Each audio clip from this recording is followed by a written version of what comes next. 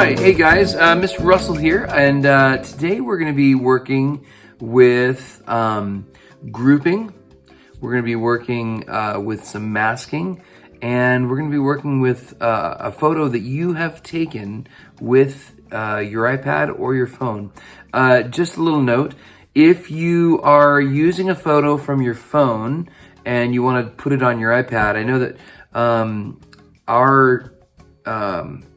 our district has limited the use of AirDrop on your iPad. So one way you can do this is you can upload your phone, the image that you have on your phone, to your drive through our district. And so you're going to want to make sure that you are logged in as your student account, and then you can upload that to your phone, and should be good to go there, and you can access it through your iPad. If you need some help getting a photo, you can always text me to my Google number, and you can send me an image, and I can send it through Google Classroom if you like. All right, without too much further ado, let's jump in.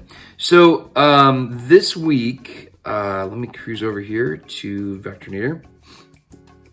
This week we're going to be working with text and grouping text, and this end goal is not necessarily I want to teach you several skills that will result in possibilities for us down the road. But what I kind of want you to run away with, and I was on a date with Mrs. Russell last night in Carlsbad, and we kind of hiked over to this section, and it was just kind of a cool opportunity for a neat photo. So I took like a pano photo, and I just like the photo, so I'm using it. But the reason that I want to do this is I'd like to be able to teach you a couple of things. Today I'd like to be able to teach you how to group outlined text and combine it with a shape like this bar that you see down here under Carlsbad, or like this line that you see under the We Love. Why is Mr. Russell teaching you that? Well, the reason I'm doing that is ultimately you could take this shape right here and the Carlsbad with the line, and you could take and put a name on there. And we have this machine that cuts wood. And so theoretically, the C would be connected to the bar, the A would be connected to the bar. All the letters are connected to this bar down below. And so you could do like some car clubs do. You could do like some bike clubs do. And you could cut out letters that are connected to a single line, so that the letters don't really fall away. And so that's part of the reason I'm teaching you this, is because we have the shaper origin that allows us to do that. And then the other thing I want to teach you is I'd like to be able to teach you how to take this rectangle and fade color. And I'm going to teach you a few of those techniques. And then I want you to incorporate your own personal picture in this. And so this lesson really is just sort of a grab for Mr. Russell to kind of grab several skills that I want you to understand before you leave this class, and to be able to kind of put them all together into one project. Okay, so without further ado, let's dive in. Let's start a new project. I'm going to go here, and I'm going to click my X and come back over to my gallery. And to be honest with you, the size of your page is really up to you. This week, Mr. Russell's not going to be telling you what size you're to work with. But I do need to emphasize that some of our students chose these other selections. And so when I told you 12 by 9 inches in our previous lesson, some students said 12 by 9 pixels or picas. So let's stick with inches as our unit of measurement. And for the sake of this lesson, I'm going to keep mine at 12 by 6. 12 by 6.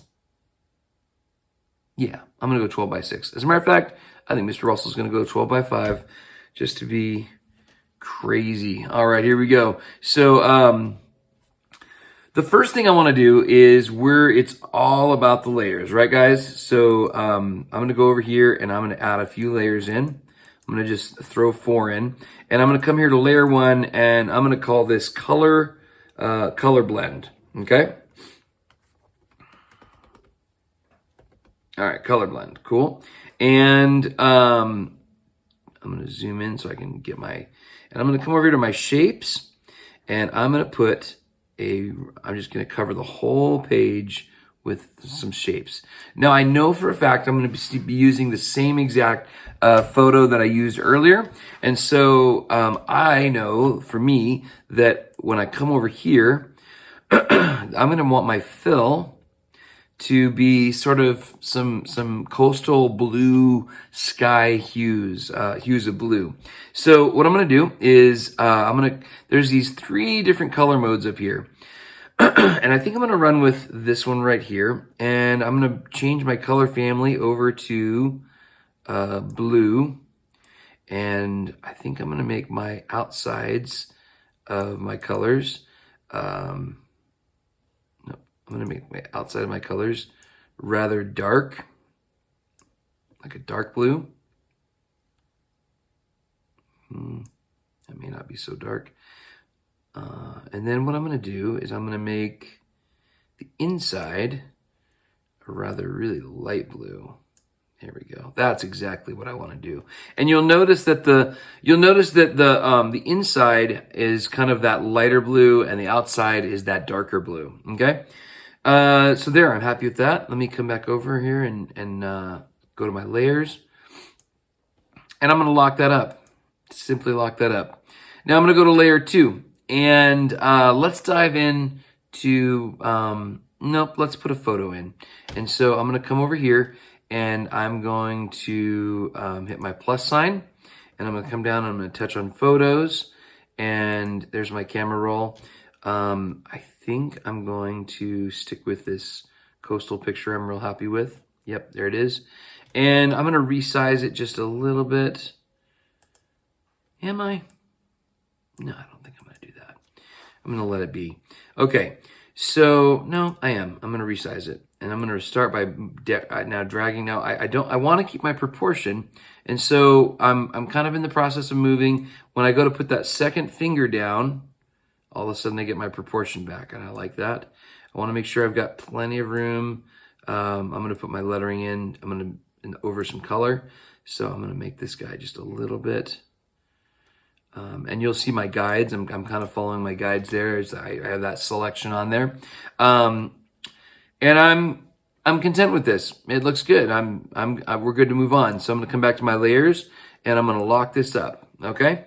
I'm going to come down to layer 3, and the next thing I'm going to do is I'm going to choose some text. Now, I'm going to go ahead, and my text feature, you'll notice, is still on that fill. I'm still using that fill of the hues of blue, that blue family. So I'm going to come back up here, and I'm just going to type in Carlsbad, because that's where I took the picture. Now for you can choose whatever you want. It could be your name, it could be Escondido, it could be your family name, it could be maybe if it's a picture of grandma, maybe the text you use is grandma. This could be a gift, that you give someone. But right now I got to change my color. So I'm going to come over here, and I'm going to change my color mode, and I'm going to come over here to white. I think that'll be a nice contrast. Now Vectornator does this one thing where sometimes it cuts off the top of text. I don't understand why it does that. I really don't. So we're just gonna compensate for that, and then we'll drag our text box back up. So let me click on this, kind of mess with that a little bit, and then I'm gonna use my arrows. Nope, I'm gonna just drag it back up there. Okay, cool. And sometimes when you zoom in, you can get greater control of your text. So let me see if I can do that. Yeah, I like that. That looks good. Okay, cool. So I'm happy with that. Looks really good. The next thing I'm going to do is I'm going to zoom back out, and I need to remind myself. I don't want to, as I start clicking on the canvas, I don't want to be touching on my photo. I don't want to be touching on my background. So I'm going to come back over here to the layers, and I'm going to just make sure, yep, my photo is locked. Oop, I didn't label my photo. Mr. Russell's getting lazy here. Okay, photo. And my layer 3 was text, right? So I'm going to go ahead and label that. Text. Okay, cool. All right. Now, the next thing I want to do with this text is I want to create outlines. Now, we did this in last week's lesson. And one thing I could do is I could say fit bounds to text. Get rid of this guy. There we go. Oh, now look what that happened. There we go. Cool. Make sure I'm centered. There we go. Centered. Good. Okay. So the next thing I'm going to do is I want to make sure that my text is outlined. And so I'm going to come here into my selection tool. I'm going to collect that. And I'm going to come over here to the path menu. And I'm going to the bottom, and I'm going to create outlines from text. One of the things that I really like about Vectornator, and I don't know if other apps do this, but if you hold down on a feature, if there's something you don't understand, if you hold down on that feature, you'll be able to see it gives like an explanation for what it is. So create outlines from text allows you to convert them into vector paths. Exactly what we want, because this is Vectornator and we want to work with vector paths. So I'm going to click it, and I'm going to just double check. There we go. Boom. Now it's selected. Now, if I wanted to, I could take this D and I could move it around, and oh goodness, that's way out of control. So I'm going to go Command Z. I'm going to put it back in. What we have here is the C and the A, even this little A. If you take a look at this A, let me zoom in on this. The A, the outline of the A is no longer kind of grouped with the center of the A. Do you see how that right there is now its own thing? So I'm going to go Command Z and Command Z. I'm going to get that A right where it belongs. And we need to we have all these, the Carlsbad letters are all these different parts, outside and inside. And so what we need to do is we need to take a minute and we need to group them, okay? And so what I'm going to do is I'm going to zoom back out, and I want to be able to select my whole Carlsbad. So I'm going to collect all these pieces, and I'm going to come over here to this menu, which I'm going to hold on that, and I should have a group function. Now this menu, I honestly don't know what we call it, so I'm going to hold my finger on it, and it's not telling me. That's okay. But it's the second feature from the left, and for some reason they're not giving me an explanation. But they will give me an explanation for grouping. Group allows you to group elements together and handle them as a single unit, which is exactly what we want to do here, okay? So I'm going to come over here. I'm going to click group, and now my Carlsbad kind of floats around together, which is exactly what I want it to do, okay? Now, if we were to cut these letters from Carlsbad into one piece, we need something that unifies them, okay? And so a little rectangle that goes down at the very bottom is the perfect thing to do it with. So what I'm going to do is I'm going to come over here and I'm going to grab my square tool. Now, if I wanted to, I could make my tool sort of have an oval at each end. Excuse me. And let's see what that looks like. Oh, that's kind of cool. I kind of like that. So I'm gonna make my bar just kind of fat. Now you could, if you wanted your letters to sit on a nice strong foundation, you could make it your rectangle bigger. But I'm just gonna kind of make it look like an outline. And then what I really want to do is I want to come in here and I want to make sure. Do you see how I can kind of see? I can kind of see some space between there. So what I really want is I want this rectangle to kind of meet up with the letters so that I can group them all together. And I believe the rectangle is already a vector shape. So I don't think we need to worry about outlining it like we had to outline the text. I'm going to come back up here to my arrow, and I'm going to select everything. And again, I'm going to group that. Okay. So now my line is grouped in with my Carlsbad, and I'm really happy with that. I want you to make sure that when you choose a font, I know you have limited fonts. I'm going to be talking to our district about asking them if they can install Fontnator, which is Fontnator it allows you to install fonts, and we're gonna go down that road and ask them if they'll allow us to shop for fonts, and because that could be fun. But right now, I need you to make sure you use the font I used is called Rockwell. I'd like you to use Rockwell as your font. Oh, it's not pulling up because I'm not on my text feature here. Yeah, I used Rockwell. I think that's what you have as well. It's the boldest font we have in our font library for now, unless you've learned how to install fonts. And if you have, I would love to know how you install fonts. I use Fontnator, which comes from the Vectornator company, I believe. But yeah, so this is our project. It's fairly simple. We've taught you how to blend colors. We've taught you how to take photos. The photo has to be your photo. Now, it might be just easier for you to use your iPad and just go get a photo, and you can go get whatever shape photo you want. Make sure it's appropriate, of course. We've taught you how to take text and turn it into vector shapes, and we've taught you how to group. So these are some simple things I just kind of want to make sure that you understand. This week, I'm asking for 2 files. I want you to submit your files in JPEG, and I want you to submit them as an SVG. And those are the only 2 files that I'm asking for. So let's go to our share square, and we'll start with JPEG. Now, Mr. Russell already has, got to show you this last trick of the trade. Sorry, what I'm going to do is I'm going to close out my Vectornator, and I'm going to reopen it up. Let me get rid of a few things here. And get rid of zoom. Okay, and nope, I'm going to leave that going. Okay, cool. So let me reopen my Vectornator, and I'm going to come over here. Nope, not self-service. Goodness gracious. Vectornator. It's going to take me to the gallery. Okay, now you'll see that these last 2 Carlsbad files, Mr. Russell hasn't named. So while I'm here, I'm going to name this.